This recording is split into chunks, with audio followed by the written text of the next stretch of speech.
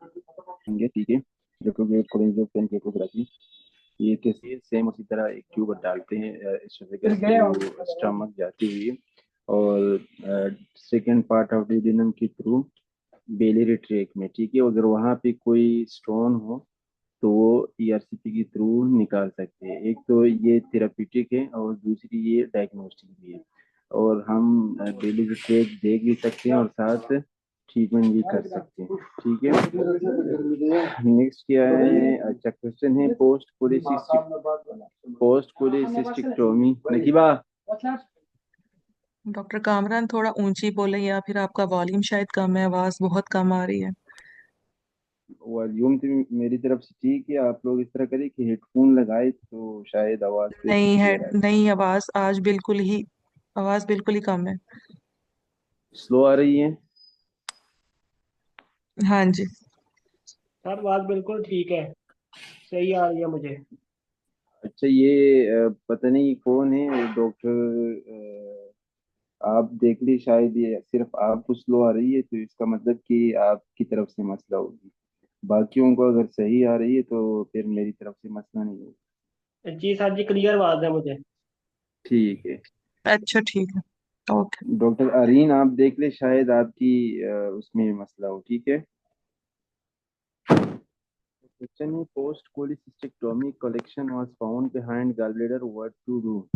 ये मैंने कल भी बताया था कि अराउंड द गॉलब्लैडर जब हमारे साथ फ्लूइड हो तो हम क्या करते हैं, एस्पिरेशन करते हैं, ठीक है। सॉरी, एस्पिरेशन नहीं करते, ये तो इन्होंने गलत लिखा है, वो हम कोलिसिस्टेक्टोमी करते हैं, ठीक है। अगर इन केस अराउंड पेनक्रियास हो, जो कि हमने पढ़ा था सूडोसिस्ट के बारे में, ठीक है, तो उसमें हम एंडोस्कोपिक ड्रेनेज या परक्यूटेनियस ड्रेनेज करते थे, ठीक है। अच्छा नेक्स्ट है, obstructive jaundice, pack and cholangitis on in IV antibiotic, ultrasound dilated duct gallbladder histone, what else in the management। देखिए कल वो हमने जो बेलियरी ट्री बनाई थी ना, अगर किसी भी क्वेश्चन में आपको दे कि डायलेटेड कॉमन बाइल डक्ट, ठीक है, या आपको दे दे ऑब्स्ट्रक्टिव जॉन्डिस की सिम्टम्स, या आपको दे दे कि डायरेक्ट बिलिरुबिन इज हाई, या आपको दे दे एएलपी इज हाई, ठीक है, तो इन सब कंडीशन में हम क्या करेंगे, ईआरसीपी करेंगे। क्यों, ईआरसीपी के थ्रू हम कॉमन बाइल डक्ट को देख भी सकते हैं, और इन केस अगर स्टोन हो तो उसको रिमूव रिमूव भी कर सकते हैं, ठीक है। कॉमन बाइल डक्ट को डायग्नोज और थेरेप्यूटिक उसके लिए हम ईआरसीपी करेंगे, ठीक है। अच्छा नेक्स्ट क्या है, typical pick of acute cholangitis, next investigation. कोई बता सकता है what is acute cholangitis? What is the triad for cholangitis and what is acute cholangitis? Yes, Charcot triad, hmm. right upper quadrant pain, jaundice and fever. और cholangitis में क्या होती है, pathophysiology क्या है? उसमें कोलेंजाइटिस में, हम्म। उसमें स्टोन ऑब्स्ट्रक्ट करेगा, उसकी वजह से सीबीडी में स्टोन आगे ऑब्स्ट्रक्ट करेगा ना। फिर कोलोडोकुलेटियासिस क्या होती है? उसमें देखिए उसमें भी स्टोन कोलिंजाइटिस, ही बनता है। cholangitis is an infection of common bile duct, कोलोडोकुलेटियासिस is stone in the common bile duct, ठीक है। जब इन्फेक्शन हो, इन्फ्लेमेशन हो वहां पे कॉमन बाइल डक्ट में, उसको हम कोलिंजाइटिस बोलते हैं। अगर वहां पे स्टोन हो तो फिर क्या बोलते हैं, कोलोडोकुलिथियासिस, ठीक है। और चारकोट राइट का जिस तरह आपने बताया, फीवर, राइट अपर कॉर्डन पेन और जॉन्डिस आपको मिलेगी। तो कॉमन बाइल डक्ट का अगर आपको इन्वेस्टिगेशन में पूछते हैं ना, ये जो क्लियर केस इन्होंने लिखा है कि एक्यूट कोलिंजाइटिस है, यानी वहां पे इन्फेक्शन हुआ है, तो कॉमन बाइल डक्ट को हम इनिशियल अल्ट्रासाउंड करते हैं। फिर अगर वहां पे हमें ऐसा लगे कि स्टोन है, ऑब्स्ट्रक्शन हुई है, तो उसके बाद हम ईआरसीपी पे जा सकते हैं, ठीक है। या आपको केस में ये भी दे सकते हैं कि एएलपी एज रेज या डायलेटेड कॉमन बाइल डक्ट। तो पहले हम अल्ट्रासाउंड करेंगे, अगर वहां पे स्टोन वगैरह आपको मिल रही है तो ईआरसीपी उसके बाद कर सकते हैं, ठीक है। अच्छा नीचे देखिए लिखा हुआ है cholangitis in inflammation of the bile duct system. It happened because there is stone on bile duct. In any stone on bile duct based imaging with ERCP. देखिए मतलब इन्फेक्शन हो ना, इन्फेक्शन कोलिंजाइटिस हो, तो हम पहले अल्ट्रासाउंड करेंगे। इवन स्टोन में भी पहले अल्ट्रासाउंड करेंगे, फिर उसके बाद अगर अल्ट्रासाउंड पे हम स्टोन वगैरह नजर आ रही है तो हम फिर ERCP करेंगे। ठीक है। और उसमें ना कोलिडोकोलिथियासिस यानी stone in common bile duct, infection नहीं जस्ट स्टोन ही, तो उस कंडीशन में जस्ट आपको पेन मिलेगी। ठीक है। राइट अपर क्वाड्रेंट पेन मिलेगी, जॉन्डिस मिलेगी, लेकिन फीवर नहीं मिलेगी आपको। अच्छा, नेक्स्ट फिर वही क्वेश्चन है, patient with fever jaundice and right upper quadrant pen, initial management क्या करेंगे? ERCP करेंगे। ठीक है। इनिशियल मैनेजमेंट ERCP नहीं करेंगे, ये तो इन्होंने गलत लिखा है, अल्ट्रासाउंड करेंगे। अगर फीवर है, जॉन्डिस है, अपर क्वाड्रेंट पेन है, ये क्वेश्चन भी पूरा नहीं है, तो इनिशियल हम अल्ट्रासाउंड करते हैं। ठीक है। Patient with pneumonia take Tizocin, develop right upper quadrant pain, ultrasound show dilated common bile duct, accumulation of fluid, thick wall of gallbladder, how to manage। ठीक है। निमोनिया है, पेशेंट को टिजोसिन पे है, अल्फा ब्लॉकर है, develop right upper quadrant pen, ultrasound पे क्या दिखा रहे? Dilated common bile duct. ठीक है। इसका मतलब क्या है कि कॉमन बाइल डक्ट यानी CBD क्या है? ऑब्स्ट्रक्ट है। तो ऑब्स्ट्रक्शन किस चीज की वजह से हो सकती है? बाइल स्लज हो, स्टोन हो, तो उन चीजों की वजह से हो सकती है। तो हम क्या करेंगे?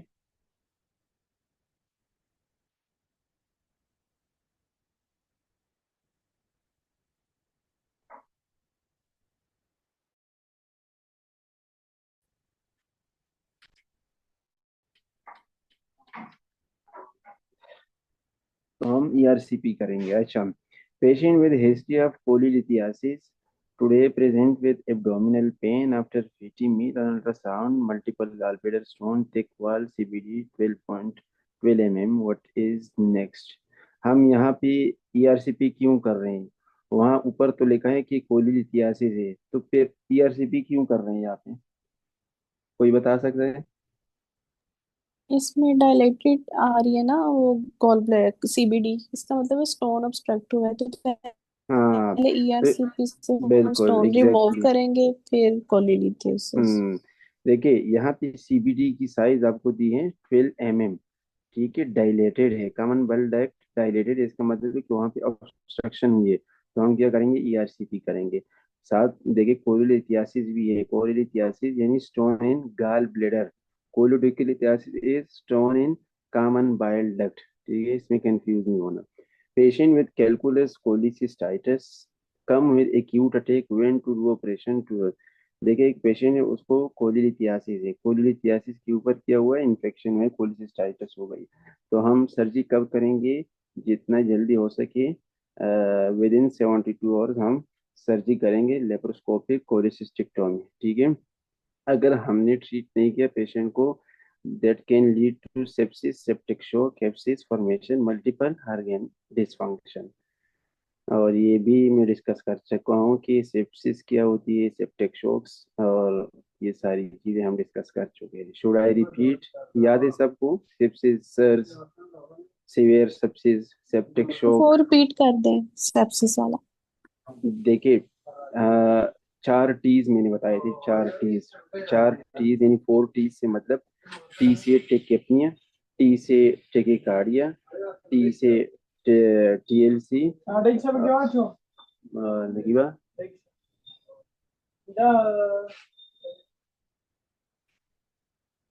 लक्ष्य बता रहा हूँ मेरे को। ठीक है। तो अब ये 4 चीजें हो गई ना, इसमें हम देखते हैं अगर टेकिकार्डिया हो। ठीक है। अगर टेकिकार्डिया हो, हार्ट बीट मोर देन 100 हो, और TLC लेस देन 4000 हो या मोर देन 11,000 हो, और टेकेपनिया हो यानी जो रिस्पायरेटरी रेट है वो मोर देन 20 हो, और क्या रहेगा? टेम्परेचर, टेम्परेचर मोर देन 37 हो या लेस देन 36 हो। तो ये 4 T's है। अगर इन 4 T's में यानी टेम्परेचर, टिकिगार्डिया, टिकेपनिया, TLC, इनमें से दो आपके पास पॉजिटिव आ जाए, यानी टिकिकार्डिया भी आ गई और टिकेपनिया भी हो, तो इसको हम क्या बोलते हैं? SIRS, systematic inflammatory response, systematic inflammatory response, SIRS. अगर इन इन 4 टीज में से आपके पास 2 टीज हैं और सोर्स ऑफ इन्फेक्शन है, ठीक है, फॉर एग्जांपल कहीं पे इन्फेक्शन भी हुआ है, तो इसको हम बोलते हैं सेप्सिस, ठीक है, इसको हम बोलते हैं सेप्सिस। यानी एक पेशेंट है, उसकी टीएलसी मोर देन 11,000 है और साथ उसको टिकिपनिया भी है, तो इस और साथ इन्फेक्शन भी है, फॉर एग्जांपल चेस्ट इन्फेक्शन है, तो इसको हम बोलते हैं सेप्सिस, ठीक है। अब इन केस इसके साथ ऑर्गन डिसफंक्शन भी हो जाए, ठीक है, सेप्सिस हो, सेप्सिस का मत सेप्सिस में क्या है? 2 टीज हैं और सोर्स ऑफ इन्फेक्शन है, यानी कहीं पे इन्फेक्शन है। अगर सोर्स ऑफ इन्फेक्शन के साथ आर्गन भी फेल हो जाए तो उसको हम बोलते हैं सेप्टिक शॉक, ठीक है, सॉरी, उसको हम बोलते हैं सीवियर सेप्सिस, ठीक है। अगर साथ हाइपोटेंशन भी आ गया तो फिर उसको हम बोलते हैं septic shock, SIRS plus sepsis plus severe sepsis is equal to septic shock. समझ आ गई ना? ठीक है। जी ठीक है, थैंक यू। अच्छा, next is jaundice with ultrasound show stone in gall bladder and in common bile duct. तो हम क्या करेंगे? ईआरसीपी करेंगे।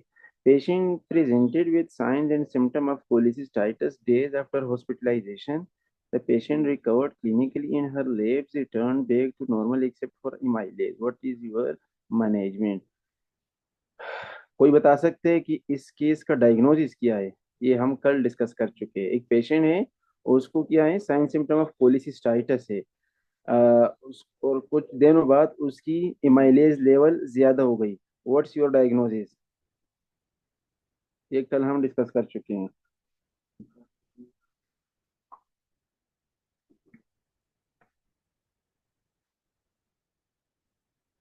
पेशेंट है, उसको कोलिसिस्टाइटिस है, कोलिसिस्टाइटिस की बात अब क्या है?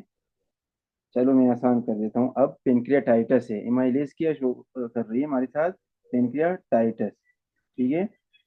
पहले कोलिसिस्टाइटिस थी, अब साथ पेनक्रियाटाइटिस। आप लोग भूल गए, कल मैंने बताया था 2-3 दफा बेलिरी पेनक्रियाटाइटिस। बेलिरी पेनक्रियाटाइटिस का मतलब क्या? कि जब हमारे साथ स्फिंक्टर ऑफ उडाई यानी जो इम्पुल ऑफ वेटर है वहां पे ऑब्स्ट्रक्शन हो जाए ड्यू टू बेलिरी ट्री, ठीक है, कॉमन बाइल डक्ट, ठीक है, और पेनक्रियाटिक एंजाइम भी पीछे वापस जाएंगे पेनक्रियास में, वहां पे स्टिमुलेट और एक्टिव होंगे, तो क्या कर सकता है? पेनक्रियाटाइटिस। तो केस किस चीज का है? एक्यूट पेनक्रियाटाइटिस या बेलिरी पेनक्रियाटाइटिस, ठीक है। बेलिरी पेनक्रियाटाइटिस का मतलब कि pancreatitis is due to biliary tree, और उसमें हम क्या करेंगे? ईआरसीपी। क्यों? क्योंकि बेलियरी ट्री यानी कॉमन बाइल डक्ट ऑब्स्ट्रक्शन की वजह से वो वहां पे स्फिंक्टर ऑफ उडाई इम्पुलेटर ब्लॉक हो चुकी है, तो हम ईआरसीपी करें ताकि वो जो ऑब्स्ट्रक्शन हुई है कॉमन बाइल डक्ट की वो देख ले। अच्छा, नेक्स्ट है नीचे लिखा है cholecystectomy is recommended for patients with gallstone induced pancreatitis, ठीक है। कोलिसिस्टिक्टोमी करेंगे अगर गॉलस्टोन की वजह से पेनक्रेटाइटिस हो रही है, ठीक है। ERCP with endoscopic sphincterotomy within 24 to 48 hour is also suggested for the treatment of acute gallstone pancreatitis. अब तो याद होगी ना कि व्हाट इज बेलियरी पेनक्रेटाइटिस या गॉलस्टोन पेनक्रेटाइटिस, ठीक है। Case of post cholecystectomy and you found another stone in common bile duct, ठीक है। आपने कोलिसिस्टिक्टोमी की लेकिन कॉमन बाइल डक्ट में दूसरा स्टोन नजर आया, तो हम क्या करेंगे? ईआरसीपी करेंगे। सेम इस तरह दूसरा क्वेश्चन आता है कि हमने कोलिसिस्टिक्टोमी की, कुछ दिनों बाद पेशेंट आया again right hypochondrium region pain के साथ, और आपको सीबीडी में स्टोन मिल रही है, तो हम क्या करेंगे? ERCP.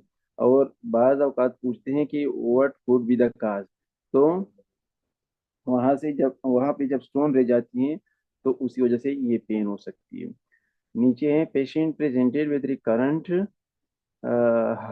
Right upper pain jaundice vital sign 36 and stable left test normal WBC increase direct bilirubin increase ALP ultrasound show thick wall gallbladder multiple stone in CBD more than 12 mm.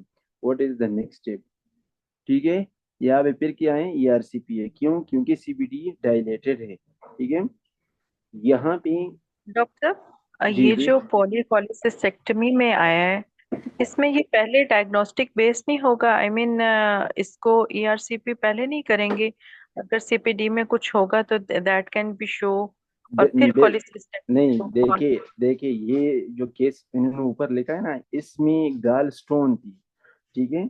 यानी stone inside the gall bladder थी, ठीक है। Common bile duct में stone नहीं थी। जब उन्होंने, या ड्यूरिंग सर्जरी या उसके बाद, बाद औकात की गाल स्टोन आगे जाके कॉमन बाइल डक्ट में चला जाता है, ठीक है। तो जब कोलिसिस्टिक्टोमी करते हैं तो कोलिसिस्टिक्टोमी के बाद कॉमन बाइल डक्ट में स्टोन फाइंड आउट हो जाता है, तो इसलिए उसके बाद ईआरसीपी करते हैं।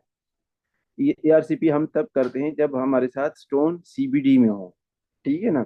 ये एक कोलिसिस्टिक्टोमी तो इसलिए कर रहे हैं कि स्टोन, यानी कोलिलिथियासिस है, stone inside the gall bladder है। गैल ब्लेडर है जी, बिल्कुल। हाँ, लेकिन बिफोर दैट डायग्नोस्टिक बेस नहीं होगा? ये ईआरसीपी डायग्नोस्टिकली भी तो करते हैं ना? करते हैं ना। देखिए, अल्ट्रासाउंड की हमने, अल्ट्रासाउंड में आपके पास सीबीडी नॉर्मल आया, ठीक है, डायलेटेड नहीं है, स्टोन आपको नजर नहीं आ रहा।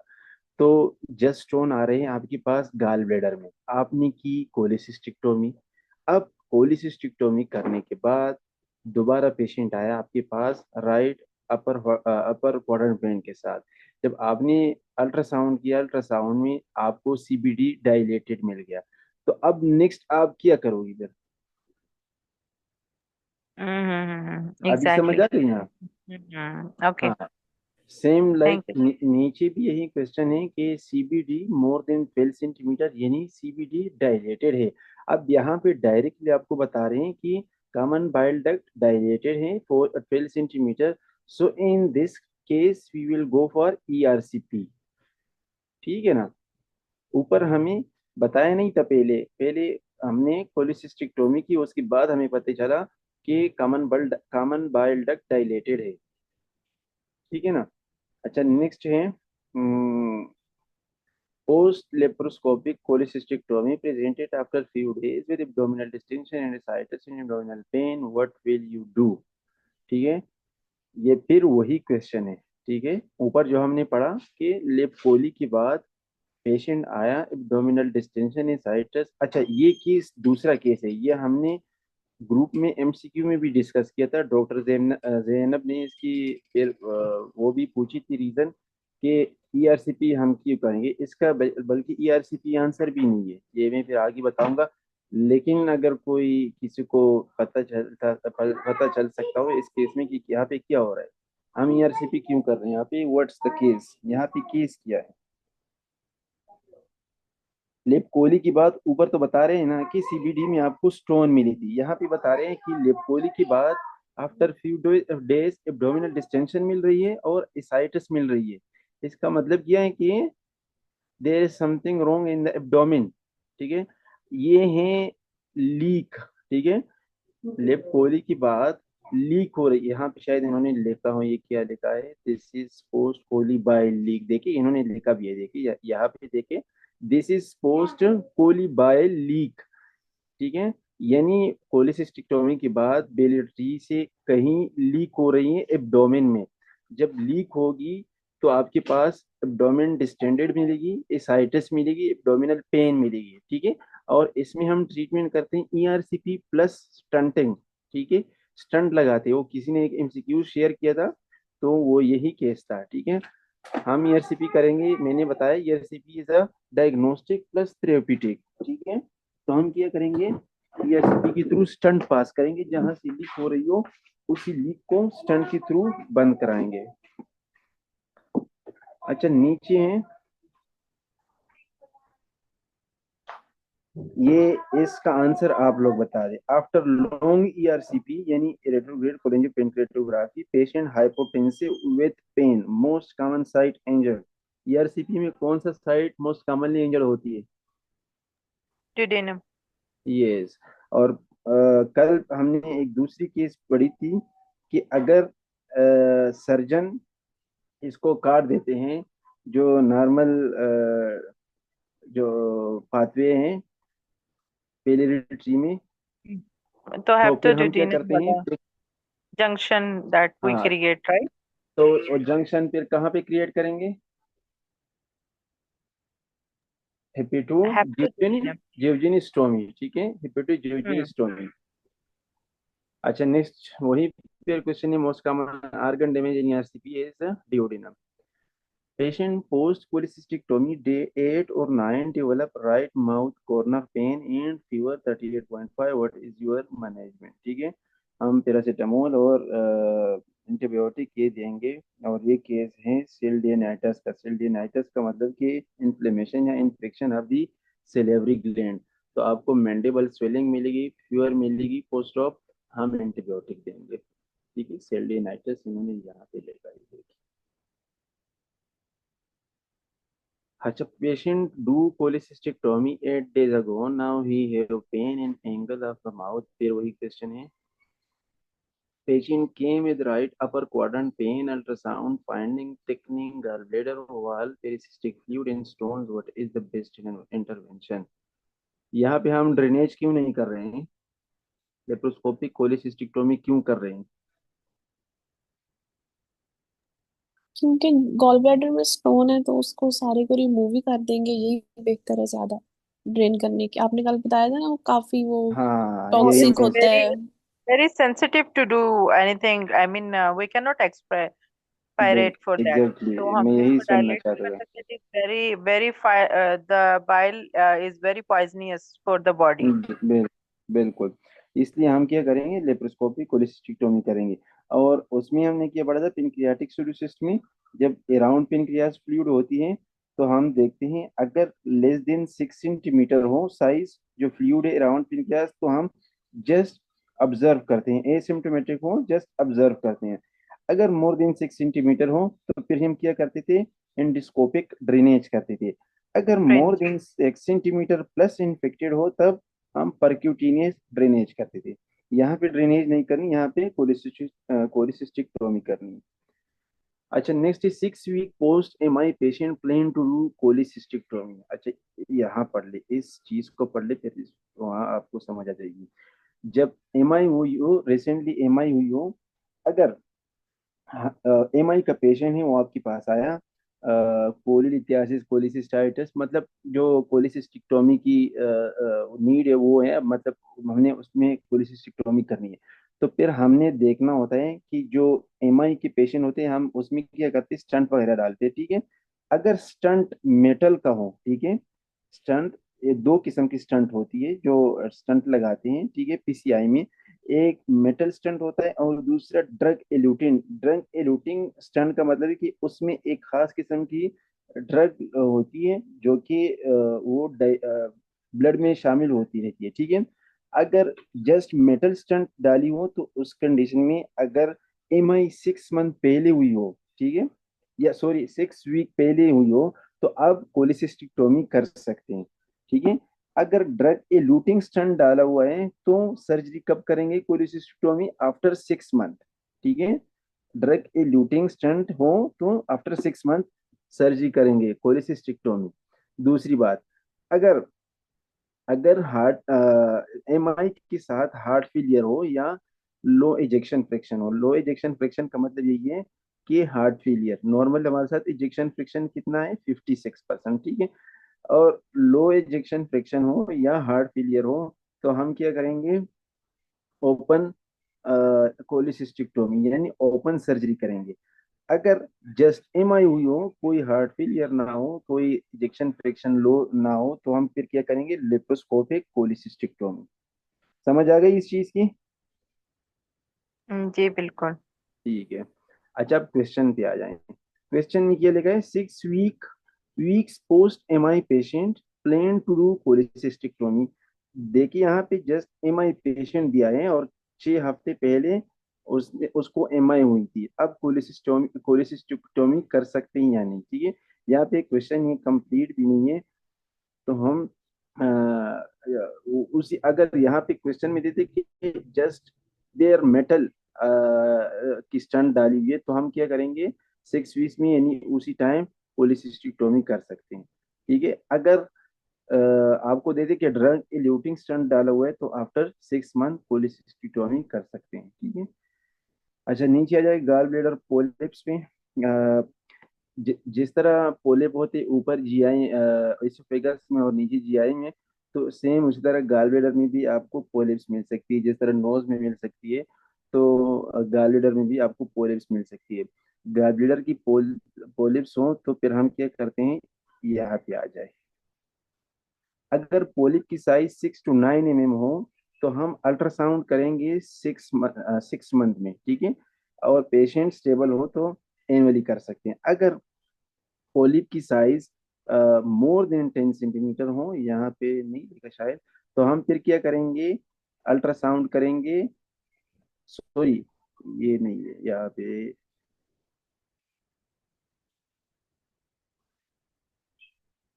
इधर नहीं लिखा, एक मिनट।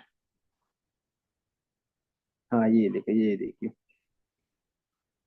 अगर पोलिप 10 to 20 mm हो तो फिर हम क्या करेंगे, लेप्रोस्कोपिक पोलिसिस्टिक्टोमी। देखिए, अगर 6 to 9 mm हो तो हम क्या करेंगे, अल्ट्रासाउंड करेंगे एवरी 6 to 1 year, ठीक है।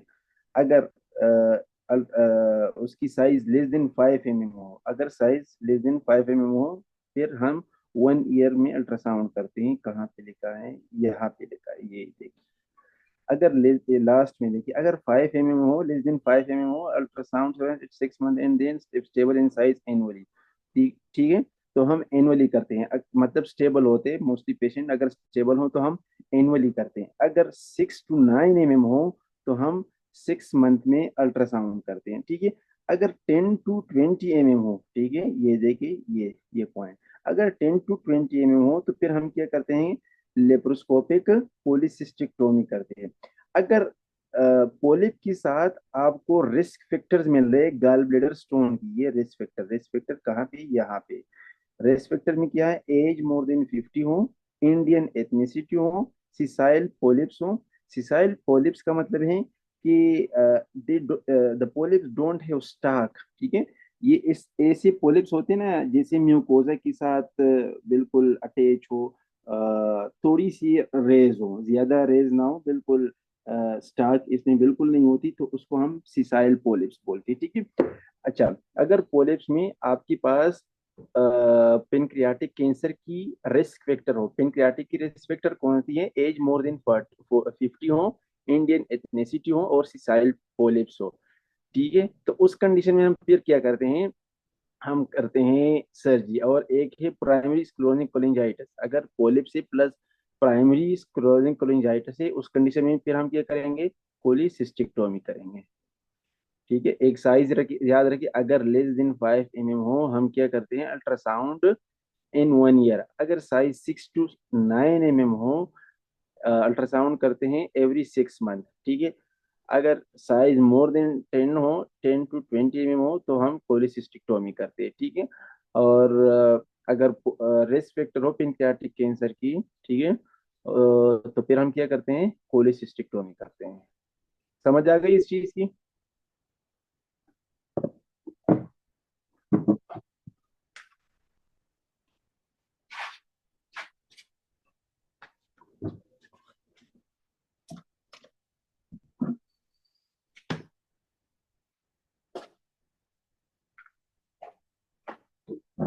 अच्छा, नेक्स्ट क्या है, patient did abdominal ultrasound is hypertension screening, the result shows gallstone polyps, what to do, ठीक है। gallstone polyps हैं, यहाँ पे साइज वगैरह नहीं दिए, तो हम फॉलो अप करेंगे in 6 months.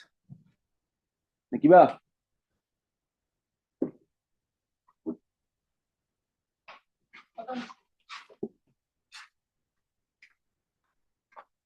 Patient with biliary polyp 0.6 centimetre management क्या करेंगे, फॉलो अप करेंगे, क्योंकि साइज इज लेस।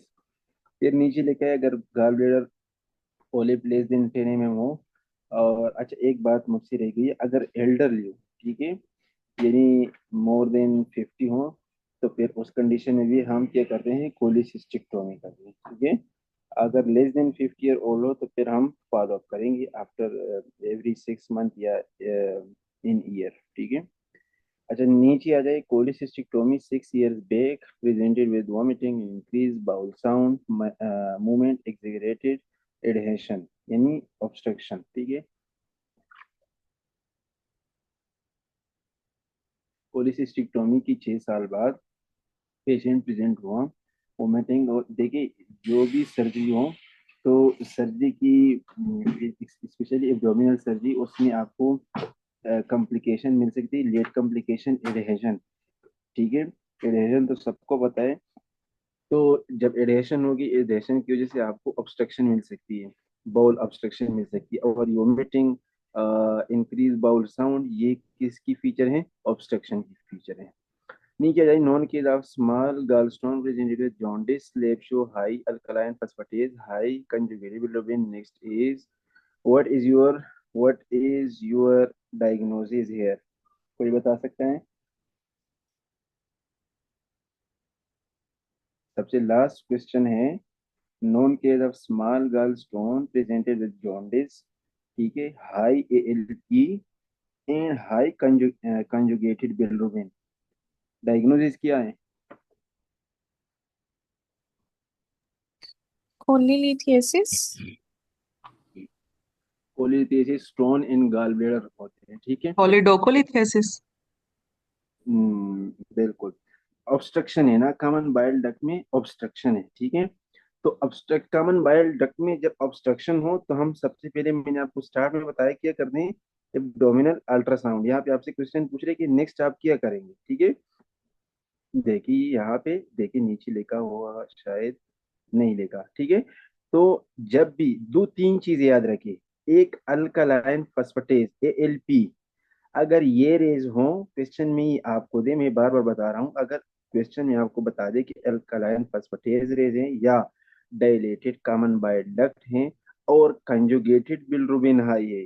बिलिरुबिन के बारे में डिटेल में मैंने एक क्लास लिया था कि कंजुगेटेड अनकंजुगेटेड किन किन कंडीशन में हमारे साथ रेज होती है। कंजुगेटेड बिलिरुबिन रेज है, इसका मतलब है कि ऑब्स्ट्रक्शन नहीं है। ठीक है, ऑब्स्ट्रक्शन की तीन चीजें मैंने बताई है। ठीक है, LP will be raised, CBD will be dilated and conjugated bilirubin will be high.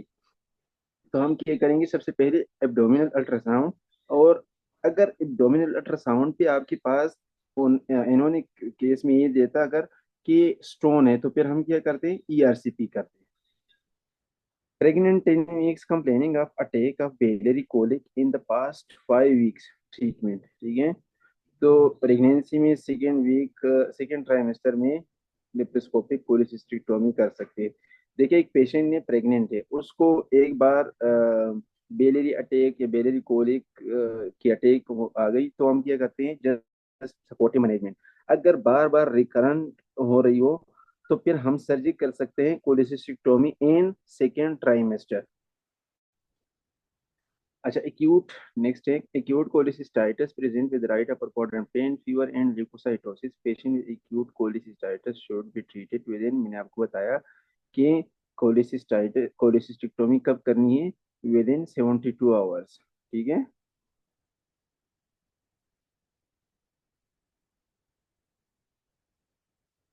अच्छा नेक्स्ट है 30-year-old female patient came to ER with abdominal pain. She has history of elective cholecystectomy due to gallstone. Now she is high mileage 9 mm CBD and अच्छा एक minute, कोई बता सकता है what's your diagnosis? कोलिसिस्टिक्टोमी कर दी गाल stone की वजह से, अब उसकी माइलेज हाई है, कॉमन बाइल डक्ट डायलेटेड है 9 mm। सो अब व्हाट्स योर, बाइलरी पेंक्रेटाइटिस ही होगा इसका भी। बिलबी ये पेंक्रेटाइटिस। बाइलरी, ये बाइलरी पेंक्रेटाइटिस। ठीक है, ये भी बाइलरी पेंक्रेटाइटिस थी। ठीक है, और कोलिसिस्टिक्टोमी का मैंने बताया ना कि कोलिसिस्टिक्टोमी के बाद गाल स्टोन मिस हो सकती है सीबीडी में। तो सीबीडी जब ऑब्स्ट्रक्ट होगी, अमन बाइल डक्ट ऑब्स्ट्रक्ट होगा, तो पेंक्रेटाइटिस काज कर सकती है। तो इमाइलेज हाई है, इसलिए अगर यहाँ पे इमाइलेज ना देते तो हम बिलियरी पेंक्रेटाइटिस ना नहीं बोल सकते थे, क्योंकि फिर हम जस्ट ये बोल सकते थे कि कॉमन बाइल डक्ट ऑब्स्ट्रक्शन। ठीक है, लेडी पोस्ट कोलिसिस्टेक्टोमी, माइंड तो नहीं कर रहे आप लोग? मैं क्वेश्चन इसलिए पूछ रहा हूँ ताकि आप लोग क्लास में अटेंटिव रहे। नहीं, बल्कि बेटर अंडरस्टैंडिंग हो रही है डॉक्टर साहब। लास्ट मेरा मुझे उसका कॉन्सेप्ट दोबारा से क्लियर हुआ है। थैंक यू वेरी मच अभी जब ठीक आपने ठीक है, एक्सप्लेन किया है। It's really helpful, thank you so much. जजाकल्ला। अच्छा, नेक्स्ट क्वेश्चन है, lady post cholecystectomy due to cholelithiasis weeks later presented with jaundice, pain, ultrasound show dilated CBD. ठीक है, डायलेटेड सीबीडी आ गया है दोबारा। तो क्या है, common bile duct obstruction, obstruction hmm. Stone की वजह से। ठीक है, रिटेन स्टोन। नेक्स्ट है, देखिए ऑब्स्ट्रक्शन के लिए आपको मैंने बताया कि क्या करेंगे, सबसे पहले अल्ट्रासाउंड करेंगे। अगर अल्ट्रासाउंड पे स्टोन आ गए तो नेक्स्ट ईआरसीपी करेंगे। ठीक है, और ऑब्स्ट्रक्शन का कैसे पता चलेगा आपको? एएलपी विल बी रेज, ठीक है, और कंजुगेटेड बिलिरुबिन मिलेगी। लेब्स पे आपको ये दो चीजें मिल सकती है। 70-year-old patient with history of myocardial infarction that was 6 months ago. On this presentation he is cholecystitis। कोलिसिस्टिक्टोमी कब करेंगे? 6 माह पहले उसको एमआई हो गई थी, तो नाउ यानी अभी करेंगे कोलिसिस्टिक्टोमी, अभी कर सकते हैं। ऊपर हमने ये जो चीज पढ़ी, ठीक है। अच्छा, नेक्स्ट है cholecystectomy, the surgeon accidentally cut off the bile duct at level that is just about the cystic duct, how to repair. ये कल हम पढ़ चुके हैं, हेपेटोजियोजेनिस्टोमी। ठीक है, यानी ड्यूडियम की नेक्स्ट क्या आता है, यूजिनम आता है, तो वहाँ कनेक्शन बनाएंगे। Laparoscopic cholecystectomy come with discharge from middle management. देखिए कोलिसिस्टिक्टोमी के बाद ये कोई भी सर्जरी हो, वहाँ से वहाँ पे जब इन्फेक्शन हो, एब्सिस वगैरह बन जाए, तो वहाँ से डिस्चार्ज जब आपको मिले, तो in that condition we will open and explore do exploration. ठीक है, तो ये वही बता रहे हैं कि डिस्चार्ज आ रही है, तो हम क्या करेंगे, एक्सप्लोरेशन करेंगे। मिडल डिस्चार्ज आफ्टर कोलिसिस्टिक्टोमी, देखिए जो डिस्चार्ज है ना, ये भी डिपेंड करता है कि कितना है। अगर आपको क्वेश्चन में माइल्ड दे दे तो फिर हम उसमें जस्ट इंस्पेक्शन और वो ड्रेसिंग वगैरह करते हैं। अगर आपको ज्यादा बता दे तो फिर हम एक्सप्लोरेशन करते हैं। ठीक है, patient on third day post cholecystectomy developed fever, has no abdominal pain, what is the likely cause of fever। ये तो हम मल्टीपल बार पढ़ चुके हैं कि पोस्ट ऑफ अगर आपके पास फीवर हो अकॉर्डिंग टू डेज, ठीक है, फिर उसी के मुताबिक हम डायग्नोज बना सकते हैं कि कौन सी है। इस टेबल को देखिए, विंड, वाटर, वूंड, वॉकिंग, ये हम पढ़ चुके हैं। देखिए पहले हम पढ़ चुके थे, ये चीज ये गलत है। यहाँ पे इन्होंने 5 to 7 डीवीटी लगाए, 5 to 7 डेज डीवीटी नहीं है, इसको नहीं रीड करने। ठीक है, इसको स्किप करें, यहाँ इस टेबल को रीड किया करें। ठीक है, विंड यानी अगर पोस्ट ऑफ फर्स्ट 2 डेज में पेशेंट आता है फीवर के साथ, उसकी काजिज क्या हो सकती है, विंड। विंड का मतलब यानी we exhale inhale air, wind हवा को हम अंदर थ्रू लंग्स लेते हैं, तो काज विल बी विंड यानी एटेलेक्टेसिस, निमोनिया, कोई भी लंग्स की काज हो सकती है। ठीक है, एस्पिरेशन, कोई भी काज आपको मिल सकती है लंग्स की। ठीक है, पोस्ट ऑफ अगर 3 to 5 डेज आपको फीवर मिल रही है, cause will be water, water mean urinary system. ठीक है, यानी यूटी। यूटीआई। ठीक है, अगर 5-7 डेज के बाद, ठीक है, 5-7 डेज के बाद आपको फीवर मिल रही है, काज विल बी वूंड। ठीक है, जहाँ वूंड हुई हो या जहाँ आपकी सर्जरी हुई हो, तो वो जगह आपको मिल सकती है। 5 to 10 डेज यहाँ पे नहीं लगाए, 5 to 10 days patient, 5 to 10 days अगर आपको मिल रही है फीवर, तो क्या हो सकती है, वॉकिंग। वॉकिंग मतलब डीवीटी, डीप वेन थ्रोम्बोसिस। समझ आ गई सबको ये? हम्म। ठीक है। अच्छा, नेक्स्ट क्या है कि पेशेंट ऑन थर्ड, ये तो हमने पढ़ा।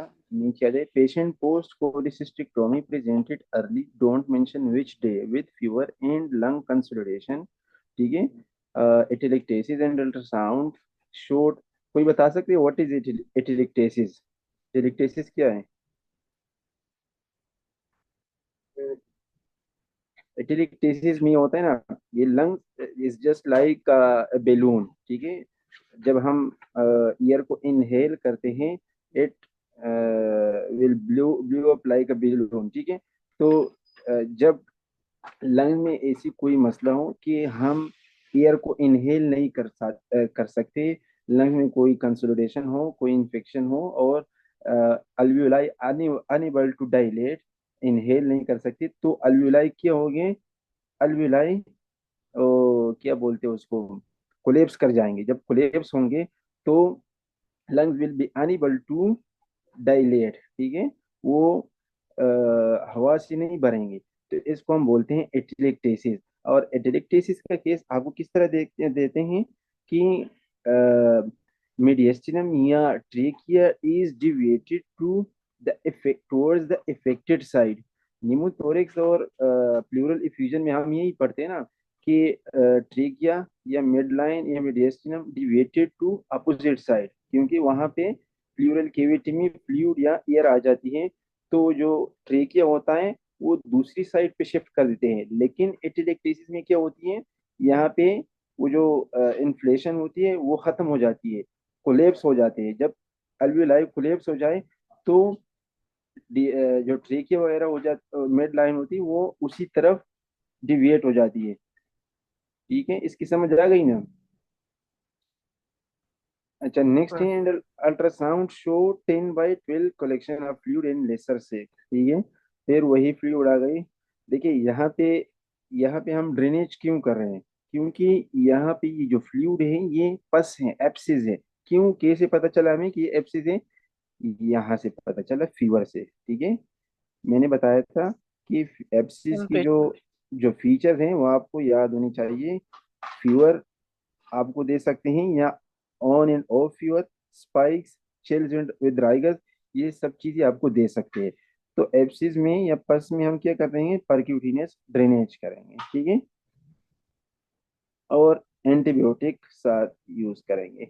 पेशेंट है fever, jaundice and right upper colon pain, cholangitis, Charcot triad, हम बार बार पढ़ चुके हैं, ठीक है। नीचे फिर वही बात बता रहे हैं कि post कोलिसिस्टिक्टोमी recently not mention the day with fever spiking। fever spiking का मतलब क्या हुआ कि एप्सिस हैं, ठीक है।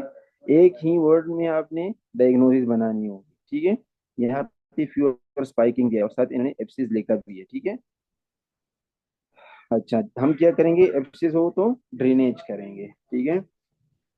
क्लास्टिन ट्यूमर कल मैंने बताया था कि क्लास्टिन ट्यूमर में क्यों होती है? गाल ब्लैडर की श्रिंकेज होती है, कोलेंजियो कार्सिनोमा। क्लास्टिन ट्यूमर इज अ कोलेंजियो, कोलेंजियो का मतलब है कि बेलियरी ट्री, ठीक है। कॉमन बाइल डक्ट कार्सिनोमा है, ठीक है। Located at bifurcation of common hepatic duct. मैं यहाँ पे एक मिनट कोशिश करता हूँ कि बना लूँ, आप लोगों को समझ आ जाएगी। देखिए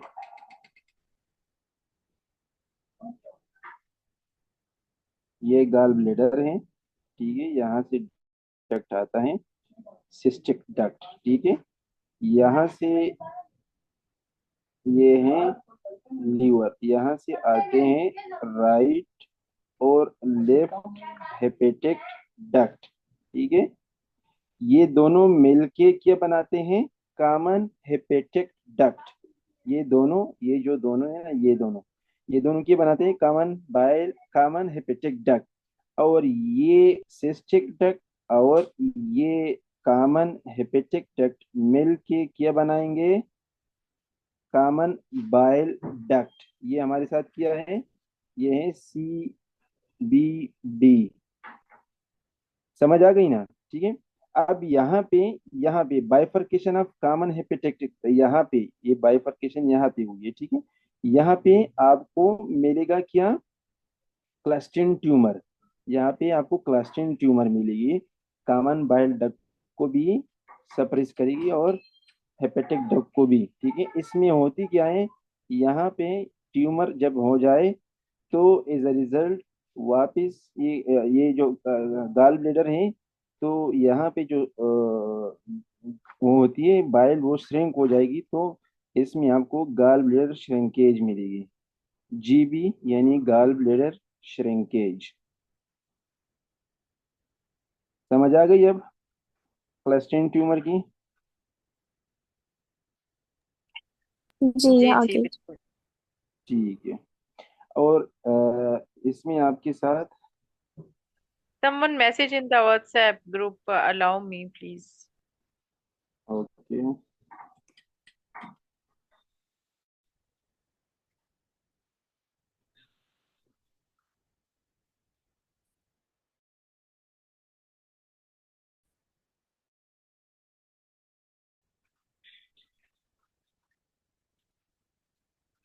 अच्छा। और इसमें क्लस्टरिंग ट्यूमर में आपको क्या मिलेगी? आपको CA19-9 या 19-9, ठीक है, ये ट्यूमर मार्कर हैं, आपको मिल सकती है।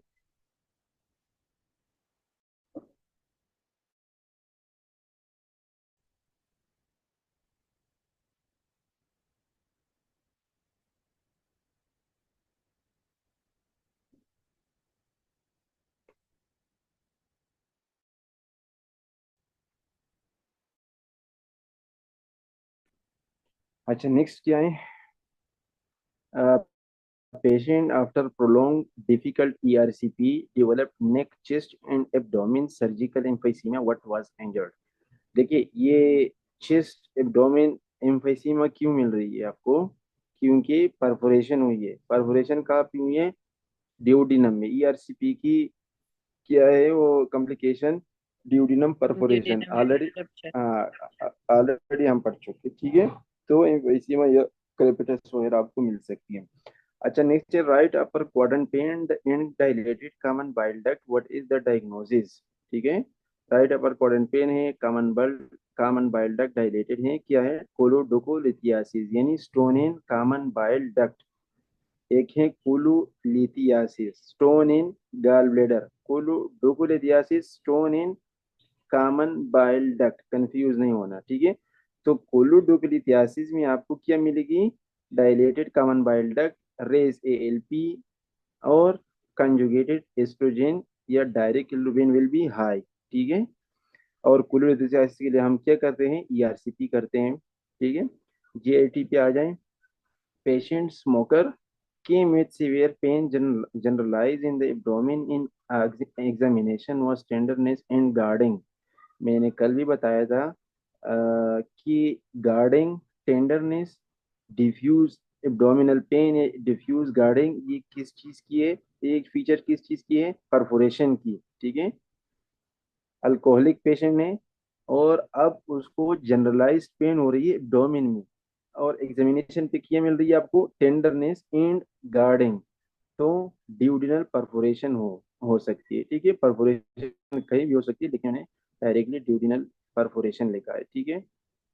नीचे आ जाए, post percutaneous trans hepatic cholangiography developed upper GI bleeding investigation. देखिए, जो ERCP या ट्रांस हेपेटिक कोलेंजियोग्राफी होती है, इसमें ये एक कॉम्प्लिकेशन है कि ये आर्टरी या वेसल्स को, ब्लड वेसल को भी डैमेज कर सकती है, ठीक है।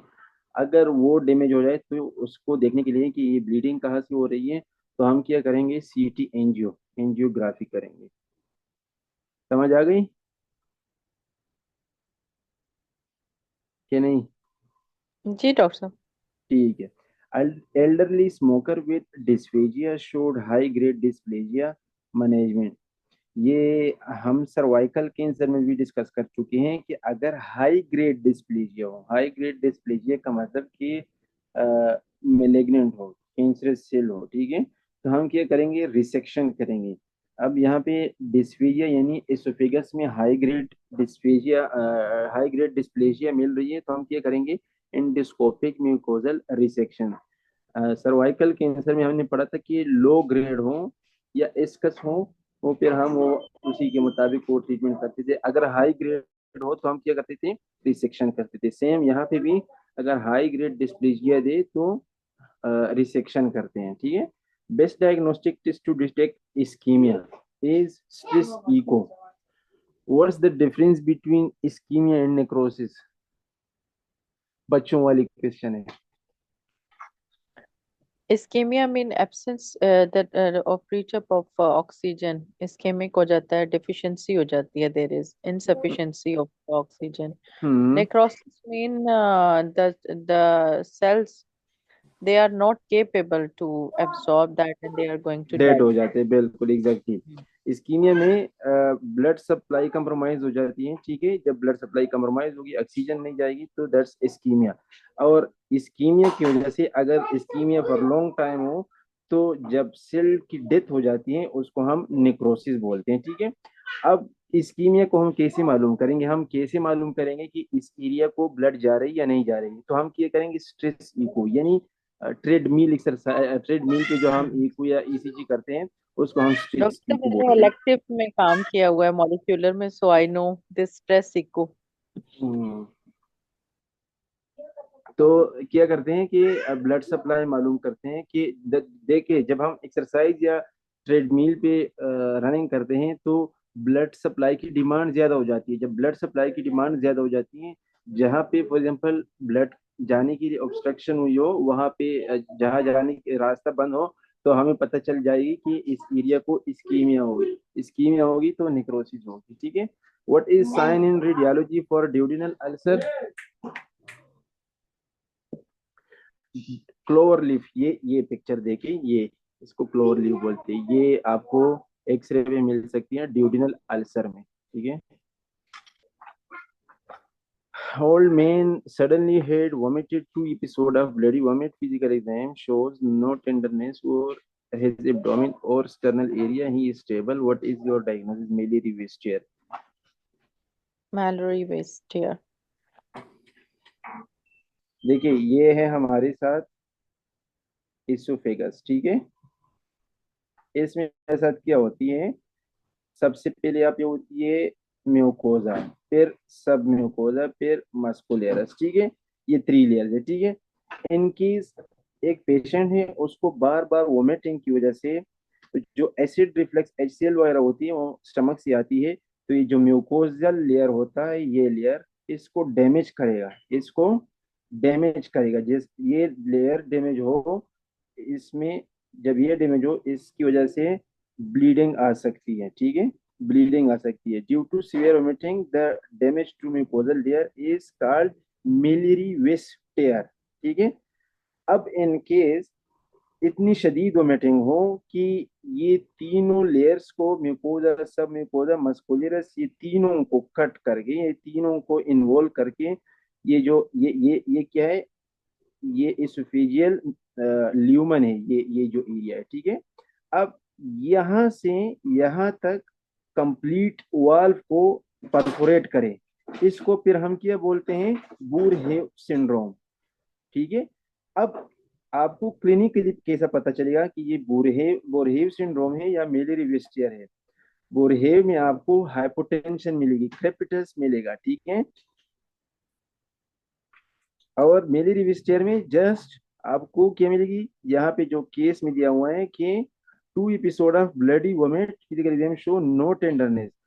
तो बोरहेव में आपको टेंडरनेस, क्रेपिटस, शॉक की जो फीचर्स होते हैं वो मिलेंगे, क्योंकि वो वहां पे परफोरेशन हुई होगी।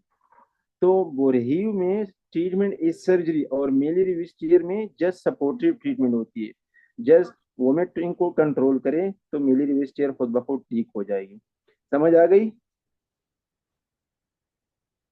जी मेलियरी जी, थैंक यू। वेस्टियर और बोरहेव का।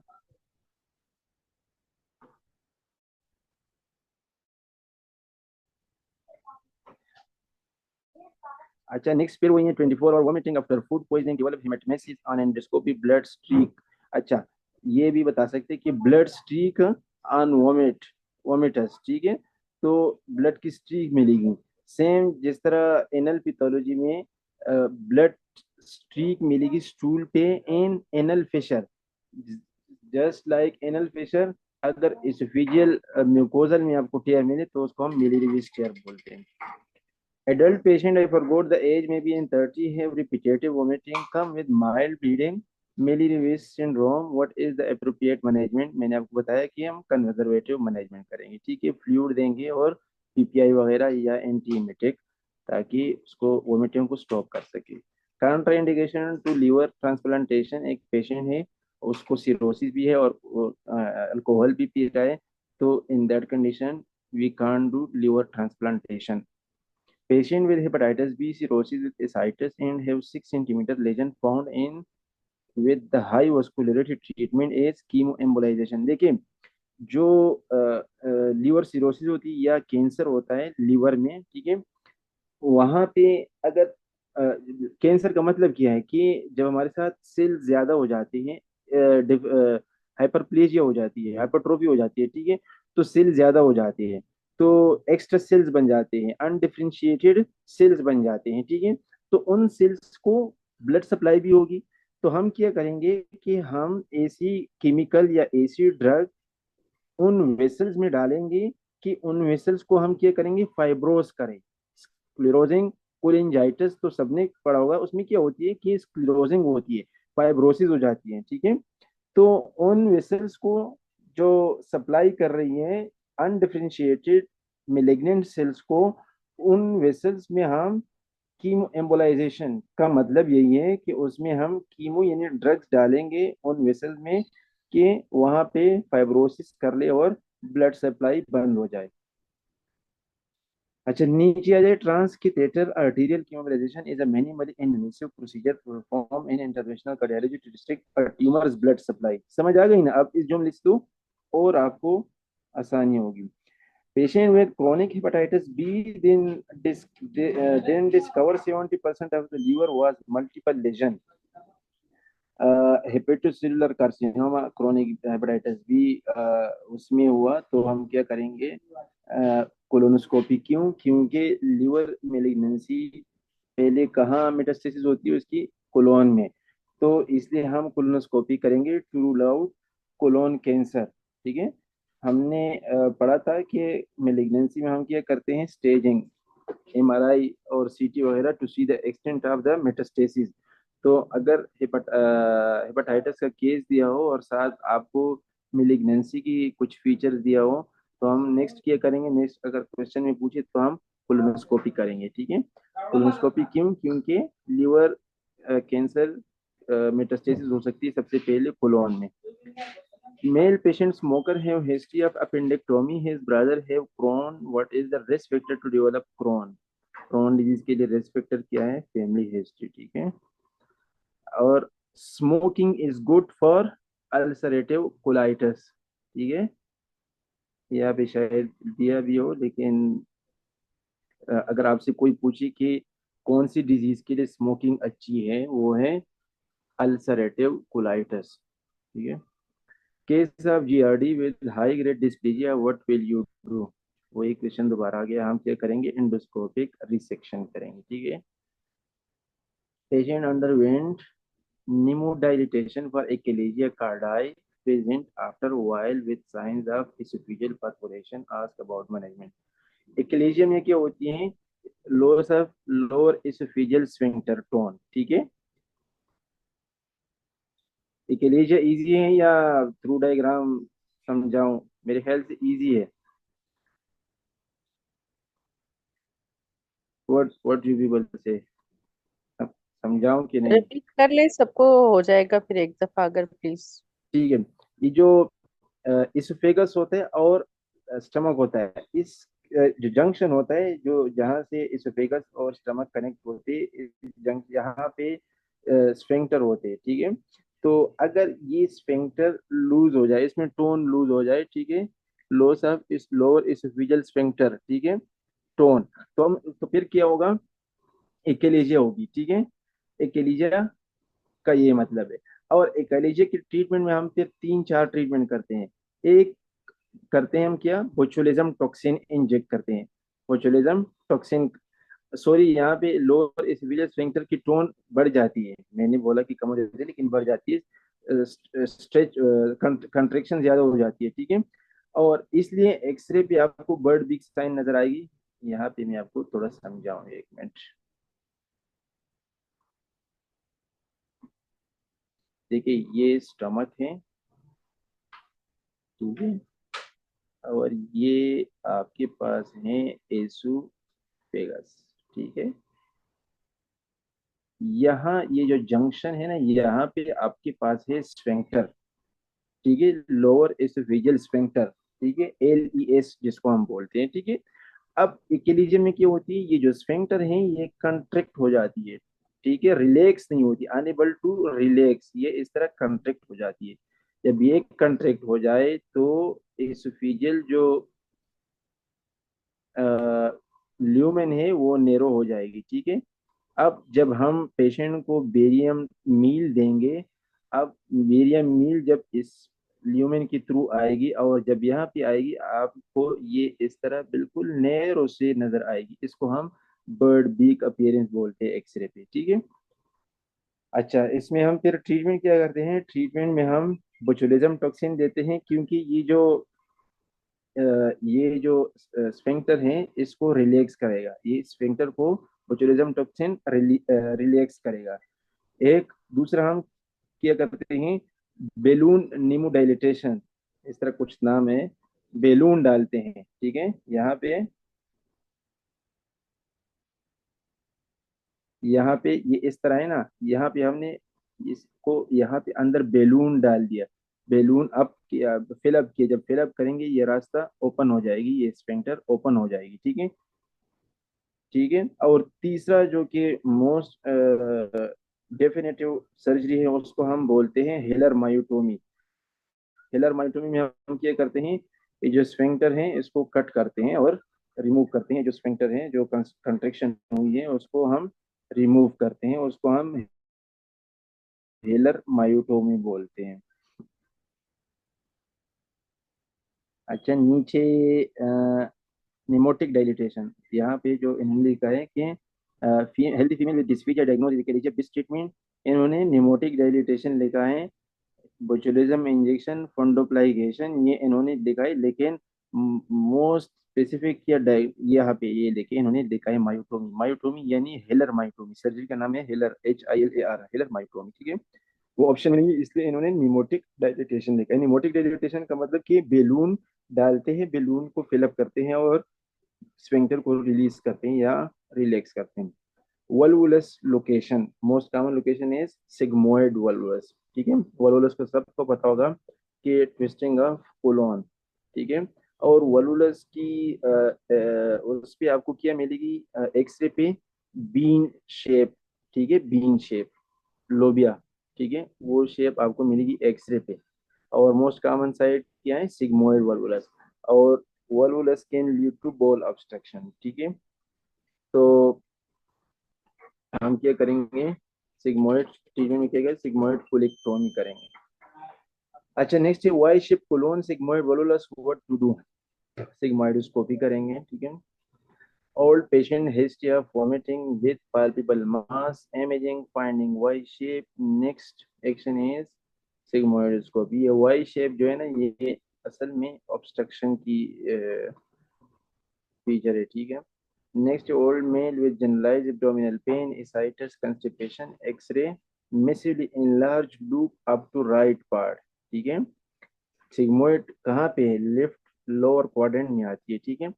और इन केस वहां पे वल्वुलस हुई हो तो पीछे कोलोन ऑब्स्ट्रक्ट होगी, जब पीछे कोलोन ऑब्स्ट्रक्ट होगी तो इतना ये जो पीछे ओपनेट होगा और राइट लूप होगा ना वो आपको डायलेटेड मिलेगी, massively enlarge loop up to right, right side तक आपको मिल सकती है, ठीक है। और ये क्या है, सिग्मोइड वल्वुलस।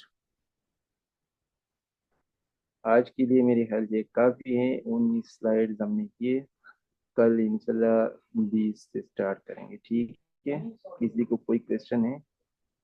इंशाल्लाह। जज़ाकमुल्लाह खैर डॉक्टर साहब। ठीक, ठीक है, जज़ाकल्लाह, ओके, अल्लाह हाफिज़।